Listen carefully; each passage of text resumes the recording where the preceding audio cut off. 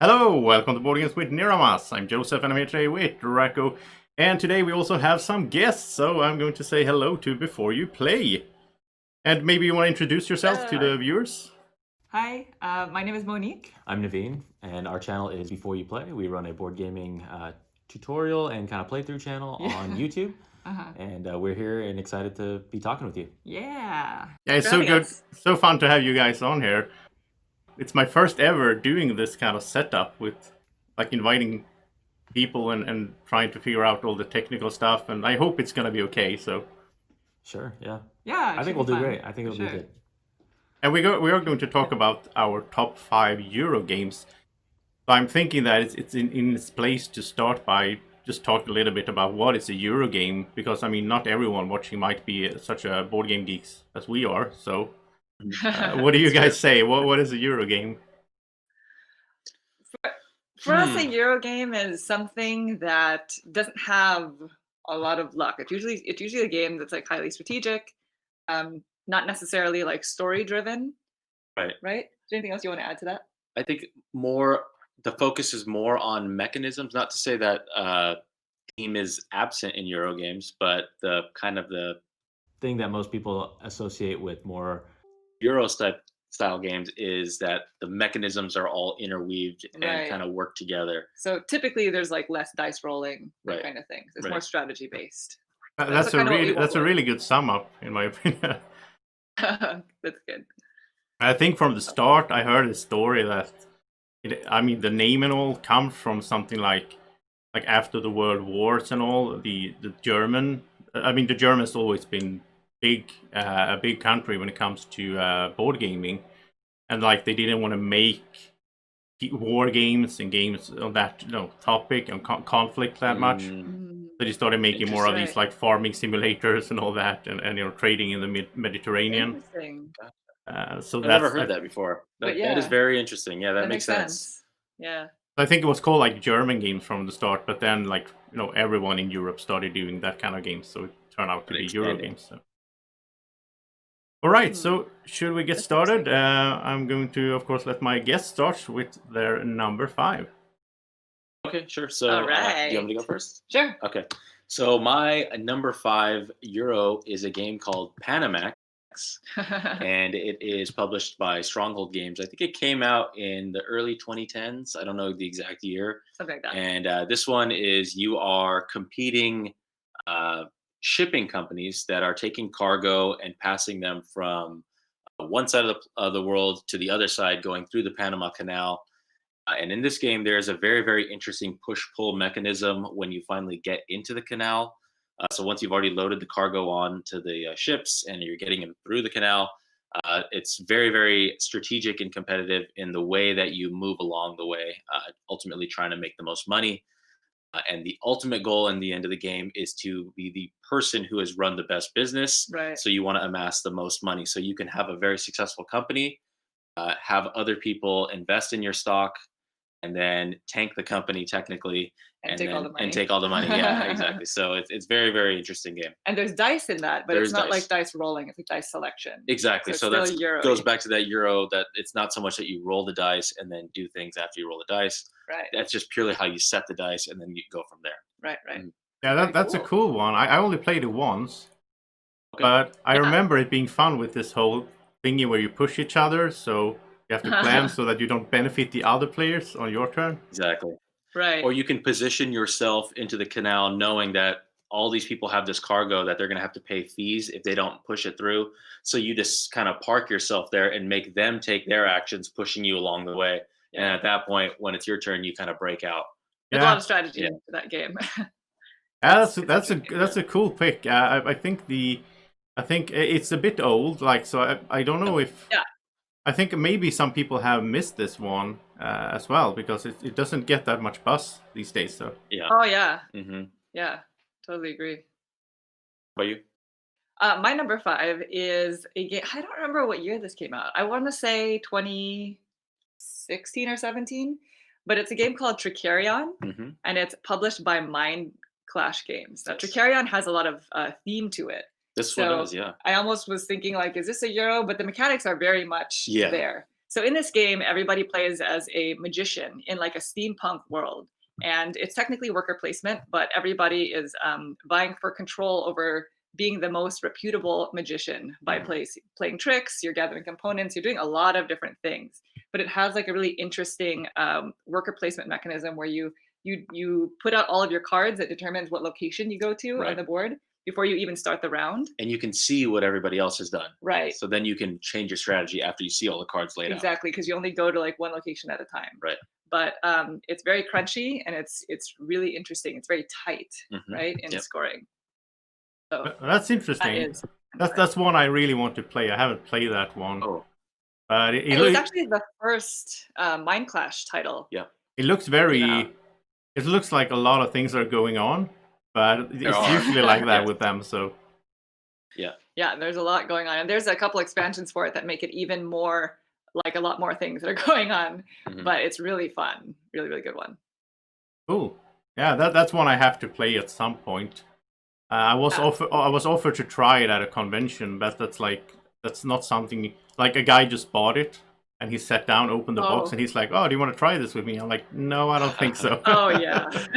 You did the right thing. You would have sat there for probably 5 hours trying to figure it out and then actually playing it. Yeah, it's not really a game that you wing. Like you have to learn it, figure it out and then play it. I think that's one of those games you don't want to learn it with everyone at a convention. Correct. Because that's going to eat up so much of your convention time. Yeah. Exactly. Yeah.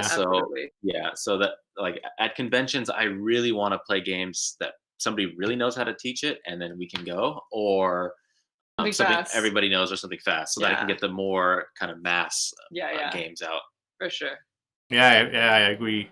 And it's funny because my number 5 is Anachrony, so that's also Mind Clash. Wow! Mind Clash, there you go. Yeah. Hey, that's great. I really love this one, and that's why I think that I would like Trickerion. I mean, I like the Anachrony is this futuristic survive by sending your workers out to the main city, but there's like, I don't know, radioactive things going on or something, so you can't just send them there. You have to have these big suits, and you don't have to have them, but it's really cool if you have the expansion as well that has these like plastic miniatures that you put your little cardboard guy into and then send them out, and that's just so much theme in it.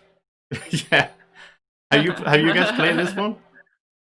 I've played it once, 2-player, actually at a convention. Okay. And it went long, and I played with a very experienced player, and it was 2-player, and so traveling through time, I was struggling a little bit, but I did enjoy my experience, and I know there's a really good game in there. Yeah, I played it a couple times. I think I played it with a couple of the modular expansions as well. Oh yeah, and it was really interesting. I'm with you on that. I didn't really grasp the going back in time quite as much at the time. But I think if you can like really understand how to do that, you can score a lot of points that way. Yeah. But it's interesting. Really, it's kind of unique, I think, with the whole and how the mechanisms also are integrated with the theme, because it is time traveling, and it's like you need resources to build buildings and all that stuff, like in most Euros. But the fun thing is that you can borrow resources from yourself in the future. But then you have to pay them back, otherwise it's going to be a paradox. So that is so cool. Right. I always loved like time travel in movies and TV series and so on. Yeah, really cool theme. Yeah. Okay, so let's head to number 4. Okay, number 4. So back to me. Yeah. Let's see. I have a little list here. Okay, number 4 for me is a reskinning of an older game. This one is called Gaia Project, and it's published by Z-Man Games. It is a space game space-themed game. Yeah, it's kind of a space game. It's a space-themed game where you guys are competing extraterrestrial factions, and there's an asymmetry. Each player has their own special thing that you can do. So there's a lot of variability. There's, I think, 14 different factions, but the game only plays 4 players, so there's a lot of different variability in what you're doing. And you're there's like bugs, right? Like ants in space or something like that is one of the factions. Yeah, I think so. Yeah, there's like a bird-looking one. I can't remember what they all look like. It's really weird. They're very like obscure and kind of strange. But you have a home planet, and the board is made up of a bunch of different hex tiles, so the board can be very variable. and you're basically going around and trying to inhabit and terraform these planets so that you can consume the resources there, build your buildings there, and ultimately, like all Euros, score the most points. Yeah, but Yeah. the sweet thing about that game is the tech track. Yeah, there's a tech track It's where like a kind of engine buildy. yeah, right? and I think that's where they kind of I would say improved upon Terraforming, or not Terraforming Mars, that's Terra Mystica, in that the tech tracks have a little bit more importance into the game. Right. Yeah. There is some benefits to building around your neighbors, so whenever they do things, you get passive benefits, and vice versa. Yeah. So that's one of my favorite games. I like that one a lot. Yeah, I agree. And it's like I really like that positive interaction between the players. So I do something that benefits someone else. It's not like I'm stealing your stuff. It's more like I'm helping you out without wanting to. Right. That increases the strategy. Like, oh, I really don't want Monique to have that extra resource, so I guess I can build that on my next turn because she could really use that resource on this turn. I can see that. So then it's like, okay, I'll wait, one round. So there's that extra level of thinking because your actions will benefit other people. Correct. Yeah. Yeah. Yeah, a really good one. How about yourself? So my number 4 is also that one's not an older game, but this one is an older game by Stefan Feld and published by Ravensburger, which is Castles of Burgundy. Yeah. So this is a game that it just never goes out of style for us. Like we can put out pretty much any time and just really enjoy it. Totally. And so there's a theme in this game, and it's basically that you're building up your estate to make like the grandest estate, right? Yeah, so you start with a castle. Yeah, exactly. You start with a castle, and you're just building up this whole estate. But it is another. There's dice involved, but you're using them to draft tiles from the board in order to put them on your own player board. And the combination of tiles that you place on your board will do certain actions. So there's a lot of like comboing and chaining of benefits, and a lot of like trying to gain certain benefits before your opponents, etc. There's a lot of like collecting sets of the specific buildings. So it's really, really good, and it's like really standing the test of time for us. It's probably it seems like we are really in sync here because that's my number 4 as well. Oh, is that right? Yeah, nice. Oh my gosh. Nice. Okay, let's hear about why you like it. I really like the combo stuff that you can set up. Like you have from the start, you know that you're going to do like you have 2 actions each turn, and you're going to do 25 turns. You have like 50 actions, but then you can get more actions by, like you can build a building that lets you immediately build another building. And you will have like most turns will be like, okay, you're doing some stuff and it's going well, but then you will have these super turns where you're doing like combo after combo and building a castle, and then you get another die, and then you can use that die to build another castle, and it's so much fun. I love that. I love that feeling in games when you have some turns that you're sort of building up to, and then you can just you can make it happen. So yeah, really good one. That's my favorite Feld game as well. Yeah, and that one, it just scales so well, 2, 3, or 4 players. Yeah, I've enjoyed myself at all the player counts. Yeah, it doesn't really matter. I even played it solo with the new edition they released. There's like a solo mode, and in that one you have to like complete. You have like a smaller board, but you have to build everything on that board before the game ends in order to win. Okay. Oh, interesting. And that's also something I really like when it's not just beat your own score type of game. It's more like you have to complete a certain goal in order to win. Gotcha. Yeah. Oh, interesting. Yeah, I like that. Cool. Try that. Cool. Yeah. Well, it seems we have more of the same taste than I thought going in. That was a good crossover. Yeah, really good one. I think we might have 1 or 2 more. I don't know. We'll see. Yeah, we don't know. Yeah, we don't know. So should we head to number 3 then? 3, yeah. Okay, so 3, that's me again? Yeah. Okay, so this is another Z-Man game. So the last one was Z-Man. This is another one. And this one's called Goa. This was released, I believe, in like mid-2000s. It is out of print, so I do apologize if I'm getting people's hopes up about it, but it is an excellent game.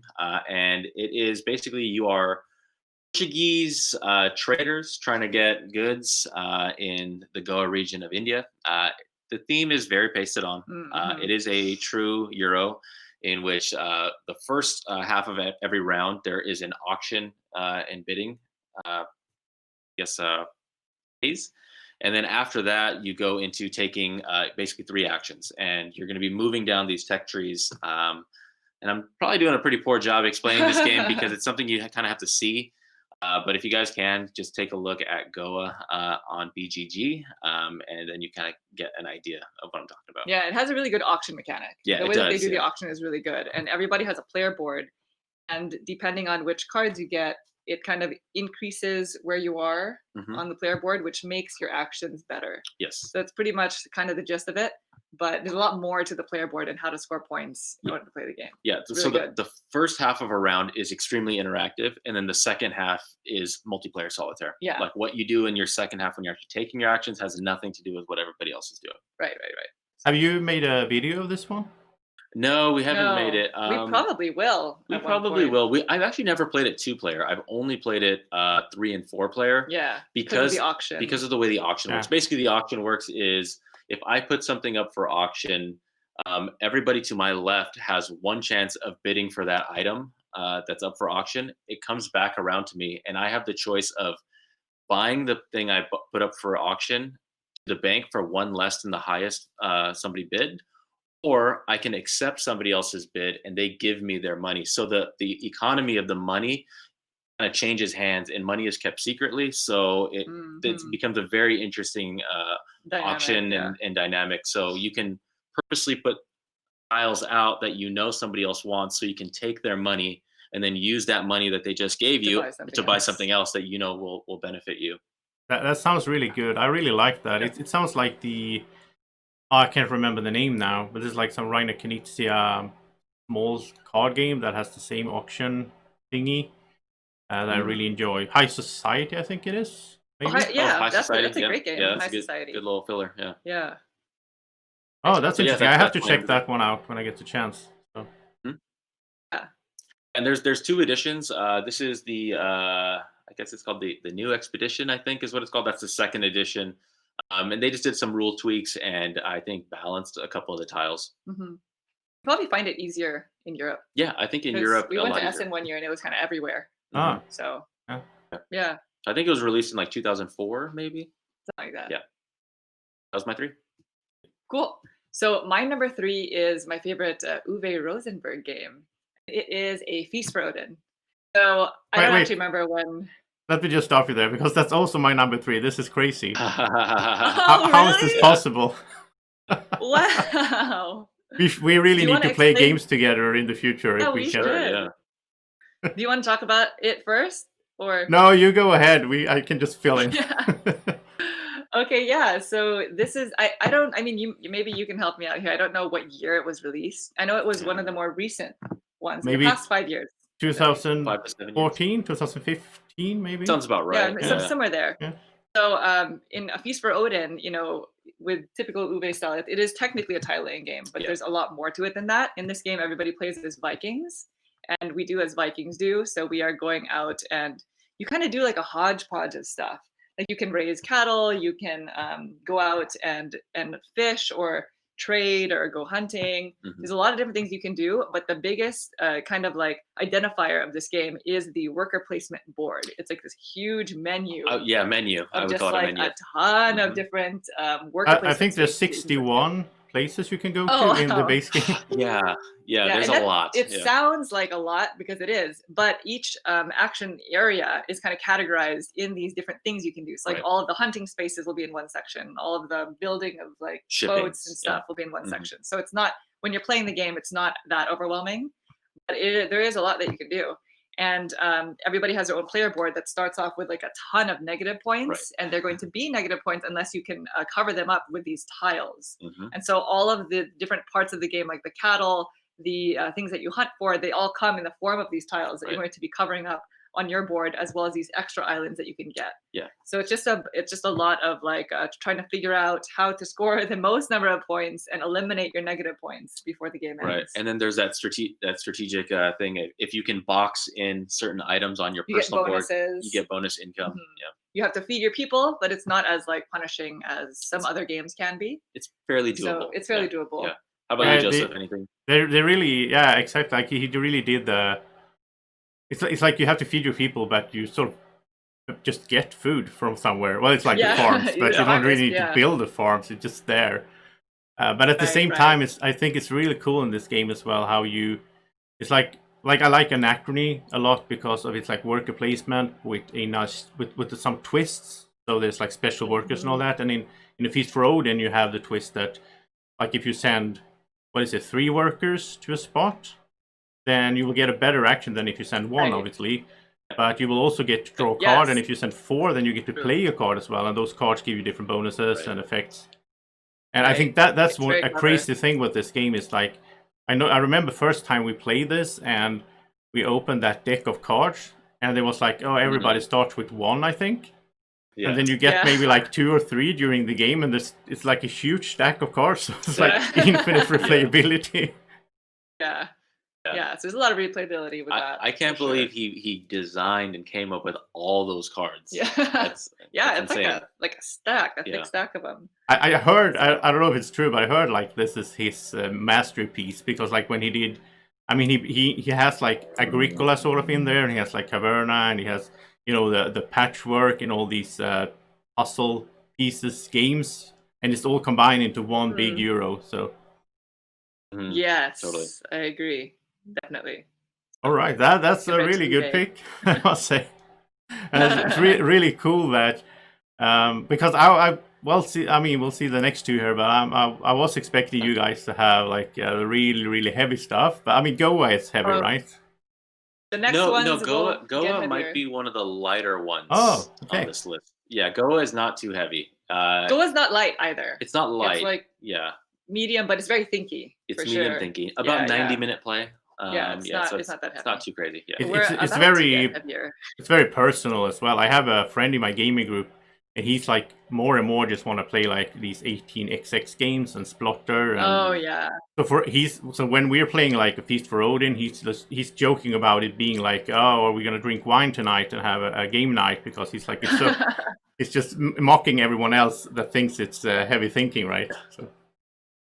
Yeah, that's true. It's subjective. All right, so then we just jump to number 2, I guess. And Naveen is up first. My number 2. Yeah, sure. My number 2 is a game that came out by Rio Grande Games, and it is Concordia. So Concordia is a true trading in the Mediterranean type of game. You have these cards. It's basically an action selection game through your cards, right?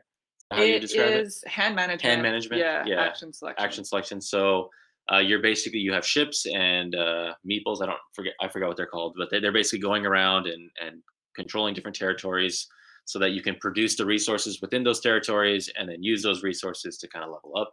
To build up. Yeah, you want to build. I think you're building buildings, right? You're building buildings. Claiming areas. Exactly, and it's basically got a ton of expansions. So I surprisingly for how much I like this game, I have not played many of the expansions. Well, there's only there's 2 real expansions. Right. There's Concordia Salsa and Concordia Venus. Yeah. The other ones are just extra mats. Extra mats and boards, yeah. But the big kicker in this game is you have a hand of cards. Everybody starts with the same hand, and the cards in your hand are what allows you to do actions, because you only play 1 card on your turn. You can't actually play the cards that you already played until you pick them all up again. Right.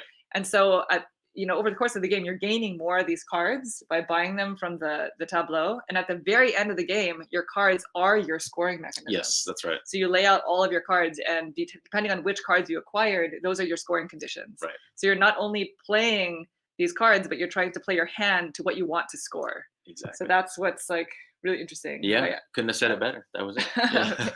Yeah. I needed help with that one. Thank you. I felt it. Yeah. So. Yeah, so that's my number 2. That's a really good one as well. I think it would be my, I don't know, number 6 or 7 or something like that. Oh, okay. So it's like in your top 10 as well. Yeah, it is. And it's one of those games that I actually win once in a while. Like most of the time, I never win Euro games with my gaming group.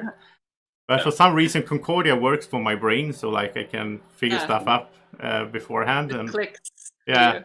And we played I really like the Venus. We played that a while ago, but we were 6 people, so it was like 2 versus 2 versus 2. Wow! I didn't know you could do like a 3-way team. Yeah, that is so cool. And it's like That's you really can't cool. communicate either. It's like Oh. the rulebook recommends that you play with, like, you can play as you want, but it recommends that you play with no communication. But there's like one Oh. card that you can play that sort of lets you recommend. It's sort of like an action you can do, so you can recommend your teammate to play a certain card, but they don't have to oblige by that. I see. But it's We really haven't cool. played that extension, so we didn't know that that's how it played. That sounds really interesting. Yeah, I knew it was teams, but I didn't know it could be 2v2v2. Yeah. Wow.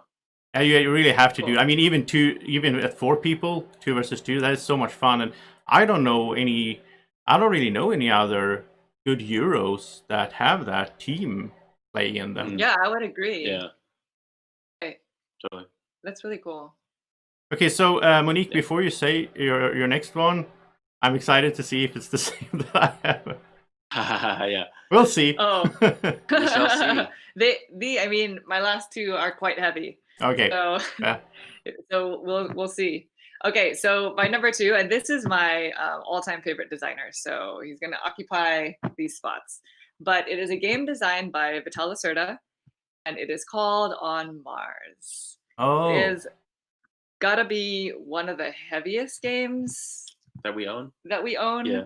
But that's not necessarily why I like it. We really enjoy playing heavy games, but this one in particular is just really interesting with the theme, the way that everything kind of works together, like all the mechanics kind of interweave, because that's kind of his personality when he designs games. All of his games have a very strong theme with mechanics that all depend upon each other. Yes. So in this game, you are in Mars, and it's also kind of like not really a worker placement. It is an action selection, I would say. Yeah. Mm-hmm. And you're trying to divide time between the surface of Mars, colonizing it, building up a colony, and going back to the space station, which is floating just above Mars, to gain more resources to do this, to gain blueprints in order to build these buildings. Right. And so you're kind of traveling back and forth, but the shuttle that allows you to travel back and forth only goes back and forth every so many rounds, depending on how far along you are in the game. Yeah, because thematically what's happening is as you build up Mars, you become less dependent on external sources. And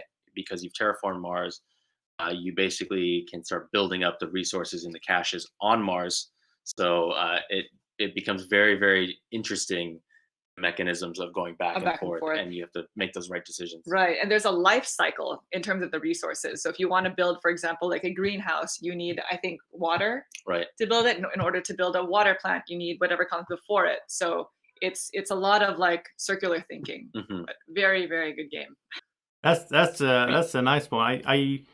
I was going to back this on Kickstarter, and then I sort of backed out at the last minute. I even did a video where I talked about the Kickstarter because I was excited for it, but I came to the conclusion that I would never get to play it really, because it's one of those games like you have to. I don't know if you can play it solo, because I do play a lot solo, especially these days. But like it's hard to, everybody has to get into it, and when you have a gaming group with different people coming in and out, and I felt like I'm never gonna get to play this one, and I think it was kind of expensive as well, so I backed out at the last moment. But those are 2 of the big challenges that we hear about Vital Lacerda's games, because he is my favorite designer, so we play a lot of his games. But for us, it's kind of easier because we both love playing the games, so we can always play it at home. That is a challenge, getting your game group to play it and learn it, especially. Yeah, because it's a long one. It's very long. With the teach, it's pretty long. Yeah, they have a lot of rules, those games. That is my number 2. So we're a little bit on track here anyway, because my number 2 is Terraforming Mars. So we're still on Mars, right? And that's right. That's true. This is my favorite game, but I had a hard time. It was tricky for me. Like, is it a Euro? I mean, it is in some sense, but I think so. It does have some. It does have some. I don't know, like the take that elements, like when you play an meteor on someone else.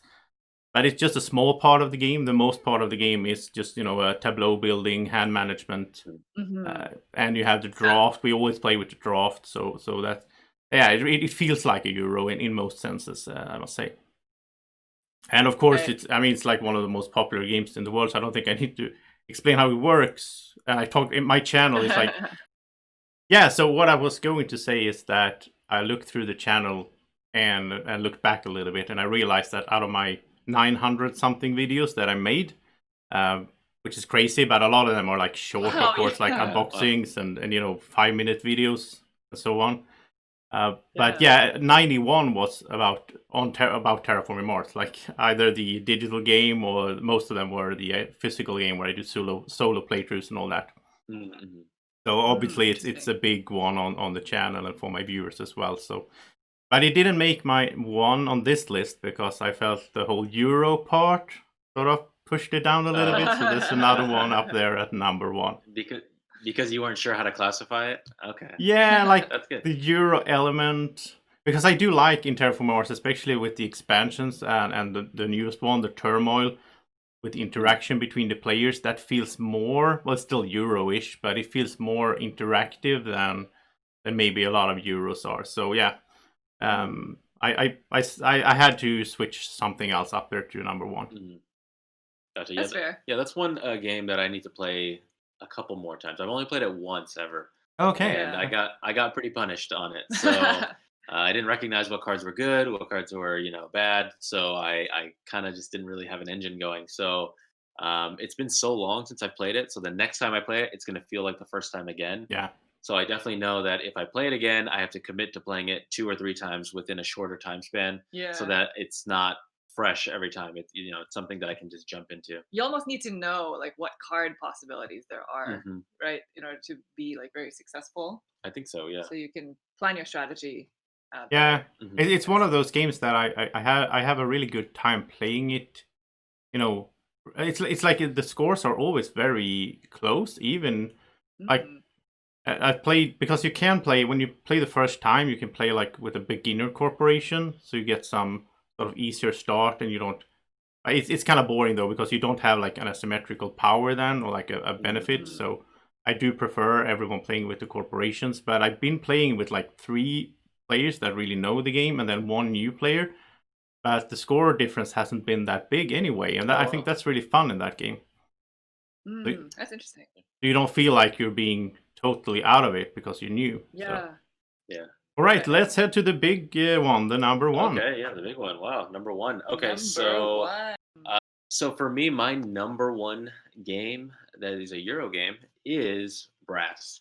Wow. Yeah, Brass. Number 1, huh? Number 1, yeah. So I really, really like this one, and I'm going to speak on Lancashire just because I've played that one more. Birmingham is the one that incorporates beer, and I like that one as well. So I think it's kind of cheating if I say 2 games for 1. So I'll just focus on Brass, kind of the mechanisms in that one. So this game is you are competing industrialists, I would say, in the Industrial Revolution in England. And there are 2 phases to the game. There's the first half where you're only shipping goods through canals. And then the second half, everything gets stripped off the board. And now you must build railroads, and different resources are required. There's iron, which you can use to build different industries. There's coal, which you need to build railroads. And it's very, very crunchy. There's a lot of interaction because if I lay down track, I can use your track, vice versa, to eventually ship to these different ports. And I also like the mechanism of turn order. In this game, it is whoever spent the most money in a certain round will go to the last spot, and whoever spent the least amount of money will be first in the next turn. So you have the potential to go 2 turns in a row if you spend the least amount of money, and then you go and have a big move on the very next turn. Yeah. That's Brass. It's a total economic game. Total economic game. Yeah, if you didn't pick up on that. And it's a board, just so you have a picture, it's a board with a lot of cities on it, and you're trying to make connections between all of them in order to score points and make money and stuff like that. Yeah. But it's very crunchy. Very crunchy, yeah. With that. Have you played that one, Joseph? Yeah, I only played it once, the Birmingham, that is. And I didn't, I don't like the theme, to be honest. Okay. Yeah, it's so dark and like this industrial, just coal mining and... but I like the mechanics of the game, and I think the turn order thingy especially is really cool. That's a cool one. Right, because it rewards you for spending less. Right. In an economic game. So right. Yeah. Do you like the whole part where there's like 2 different games or 2 different parts of the game? two halves. Yeah. Where it's like the railroad. Yeah, I think it's fair because if it didn't strip down, then it would just reward the person who built the most because you do score points based off of what they call your links into cities. So if they were already there, whoever scored well in the first half of the game would just score well plus more in the second half of the game. So it kind of almost levels the playing field by doing that. So you don't feel like you're completely blocked out of going into very, very important cities. So I think it's a very, very important part of the game, that turnover between the two phases.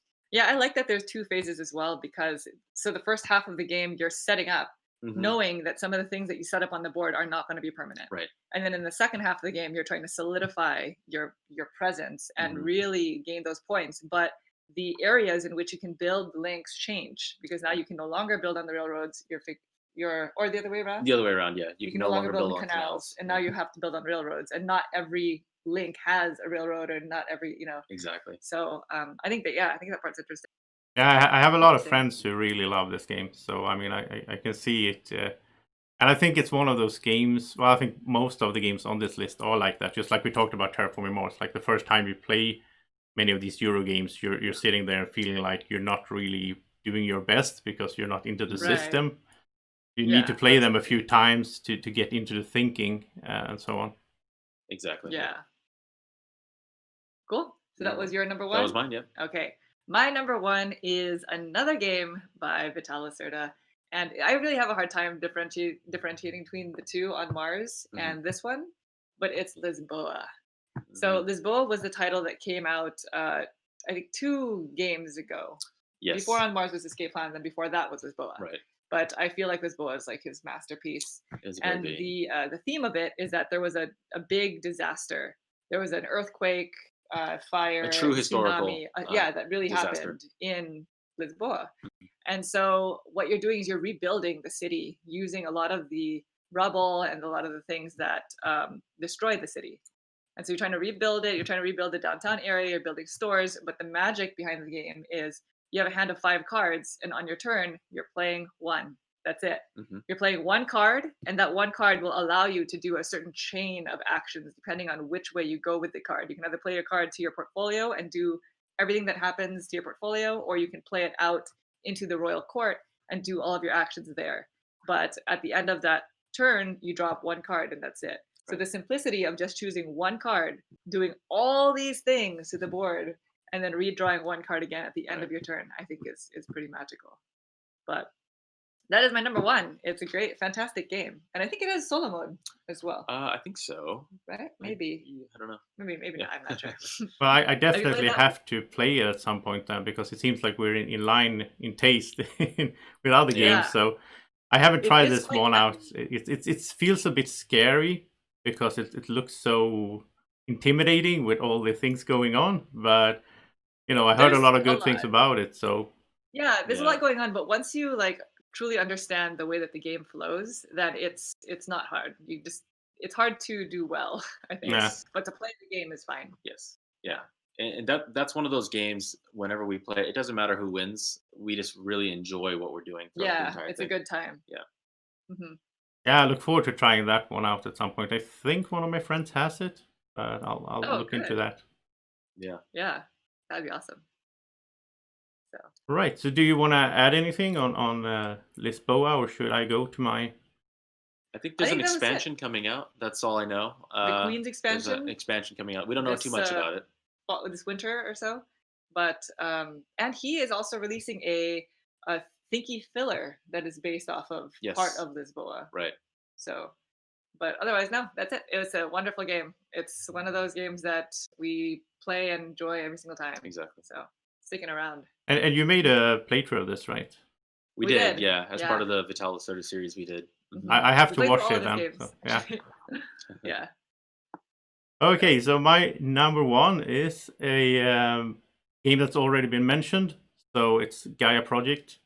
Oh, cool! Oh, wow! I didn't know. And Gaia Project is very special for me. I mean, the game. I'm not. You said it very well. I mean, with all what the game contains. But I also was we played a lot of Terra Mystica, and then I saw this Board Game Geek post that there was a new game coming and they were looking for beta testers. Oh, no way. So I just replied and I got accepted in there. So me and my friends played the beta testing of Gaia, and we got like every week we got like new corporation versions. We were playing like Odin 2.0, and then next week you could play the 3.0, and when they changed things up and so on. Wow, that's really cool. Yeah, that was You really helped cool. make the game happen. yeah, That's great. yeah, that's true. But and I'm so amazed. Just like you said, the whole tech tree is so good. I love Terra Mystica as well, but thematically, I mean, there's not much theme in these games anyway. It's kind of weird. But the whole thing of sending a priest to be sacrificed so you can move up a track, that just always felt weird to me. So yeah, researching technology in space makes much more sense. So. Right. And it's a lot more, you just do a lot more with it, right? It's a lot more important. The tech tree becomes so much more important. Exactly, yeah. And it's the heaviest game that I love. Because it is quite heavy if you look at like the weight. But since I played it so much, I played a lot solo, I played a lot with friends and so on, then, it doesn't feel heavy to me anymore. So Right. And you can actually, if you have the game, you can check the box, because on the side of the box is my name. Oh, no way. Oh, I'll check it out. Yeah, it's right on the shelf. Yeah, we're gonna look that up later. That's cool. That's cool. But I mean, and then I must say that the gameplay, again, like this is something that works for my brain. I mean, it's so satisfying when I'm sitting there and like, okay, I want to do this and then that, but I'm like 1 point short or like 1 resource short. And then somehow I just realize, I can do it in that order, and then everything falls into place, and it's so nice. So it's just, it has those, it's an engine builder, right, in some ways. So it has the whole thing where like one thing leads to the next thing, which a lot of these Euro games have, obviously, but. Yeah, that's one of those games that when it ends, I'm like, I gotta play that game more often. Like I really enjoyed what I just did. Yeah, it's really good. And the game just starts off tense once you just select which planet you're starting with. Yeah. And you see somebody's really close to you, you're like, oh, those. It's on. I was planning on getting that planet, but they're there. So. Yeah, like because everyone has, like, if my planet is the orange planet, then it's easier for me to go and live on the brown planet as well. But you might have the brown planet as your home planet, so you're going to be competing about those because there's a limited amount, right? Right. Yeah. And then you form the federations, and that's a really good game. Yeah, I really enjoyed that. But I also like, again, comparing it to Terra Mystica. In Terra Mystica, it was more of an area control game, and you could get blocked in, sort of, so you couldn't go anywhere. Yep. And it's a long game, so that's not really fun, I think. So I like in Gaia, there's always the solution. You can get these QIC cubes, so the green cubes, and you can fly further away. So so it's less restricting, I guess. Yeah, exactly. In that sense. Yeah. Mm-hmm. All right. Well, that was a good list. I think we mentioned a bunch of really good games. Yeah, that was great. I was surprised we had the 3 crossovers. We had 3. Yeah. You had 2 with Monique and then 1 with me. Yeah. By the way, I've been wanting to ask you during this. Are you guys ever playing solo? Like when one of you are out of town or something? No, not really. I've done I haven't. Twice, but I've done it twice ever. So we don't really do a lot of soloing just because we are so accessible. As board gaming. Like we'll schedule it. Like, okay, tonight we'll play a game. We're pretty much always, if one of us wants to play a game, the other pretty much will always agree. Yeah. So we don't have a lot of opportunity to play solo. I think is what it is. Yeah. That's like one of the main reasons I want to find a partner these days. It's like I want to find someone to game with at home, but then again, she has to have the same interest as well, so the field is kind of narrow, right? It's difficult. I mean, we're fortunate because we found board gaming after we were already together. Yes. Yeah. So Okay. I think it's harder the other way around. Right. Right.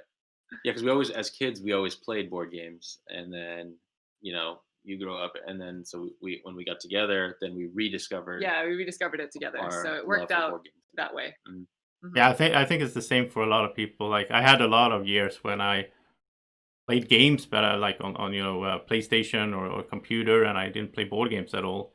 But then when I sort of got back to it and get off the screen, and that was such a good rediscovery, as you say. Yeah, Yeah. absolutely. Yeah. Absolutely. And I mean, I do have Draco